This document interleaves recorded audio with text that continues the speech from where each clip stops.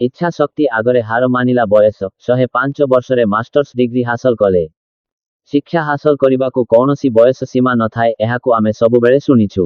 मगरू अमेरिकार जने 105 वर्षीय वर्जिनिया गिन्नी हिसलप एहाकू प्रमाण करी देखाइछंती। से स्टानफोर्डरू सफलतार सहित स्नातकोत्तर बा मास्टर्स डिग्री समाप्त करिछंती। तांको इच्छा शक्ति आगरे हार मानिछि बयस रे स्टानफोर्ड रे नाम लेखाइथिबारु एही मास्टर्स डिग्री पाई से दीर्घ समय अपेक्षा करिथिले। द्वितीय विश्वयुद्ध गोटे बड़ बाधा हेइथिला, जहा फलरे से अंतिम मास्टर थेसिस दाखल करि पारि नथिले। एहा परे से निज प्रेमिकंकु विवाह करी तांको सह युद्धरे स्वेच्छासेवी भावरे कार्य करिथिले एवं परिवार प्रतिपोषण उपरे ध्यान देइथिले। वर्जिनियांकर 2 संतान थिबा बेले 4 जन नाती नातुनी और जन अणनाती अछंती।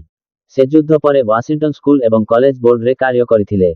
स्टानफोर्ड को पाठ्यक्रमरु हटाइबा परे से मास्टर ऑफ आर्ट्स सफलतार सहित शेष करिथिले।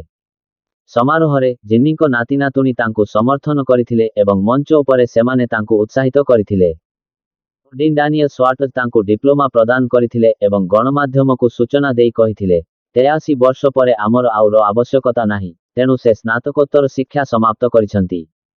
एहा तांको परिवार पाई गर्व और अपार संवर्धनर क्षण थिला। मो परिवार एहा पाई मोते अनेक सहयोग करिछि, जिन्नी कहिथिले। मु एही दिन पाई दीर्घ समय अपेक्षा करिछि।